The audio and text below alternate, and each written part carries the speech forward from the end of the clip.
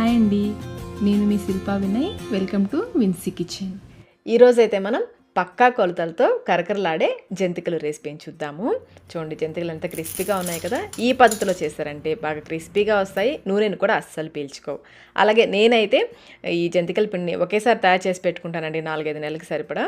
ఎప్పుడు కావాలన్నప్పుడు కొంచెం కొంచెం జంతికలు చేసుకుంటాను. మరి మీరు కూడా పండక్కి ఈ జంతికలను అయితే ఒకసారి తప్పకుండా ట్రై చేయండి. ముందైతే మనం జంతికల పిండిని తయారు చేసుకుందాము. స్టవ్ పైన ప్యాన్ పెట్టేసుకుని 3/4 కప్పు పచ్చిశనగపప్పు, వెయిట్లో వచ్చేసి 150 గ్రాముల పచ్చిశనగపప్పు, అలాగే అరకప్పు మినపగుళ్ళు, వెయిట్లో వచ్చేసి 100 గ్రాముల మినపగుళ్ళు, రెండు కలిపి 1/4 కిలో తీసుకోవాలి. ఫ్లేమ్ని లోకి మీడియంకి అడ్జస్ట్ చేసుకుంటూ ఈ పప్పులు మాడిపోకుండా కలుపుకుంటూ వేయించుకోవాలి. ఇవి కొంచెం లైట్గా ఎర్రగా అయితే సరిపోతుంది, మరీ ఎర్రగా వేయించాల్సిన అవసరం లేదు. చూడండి, ఈ విధంగా కొంచెం లైట్గా ఎర్రగా వేగితే సరిపోతుంది.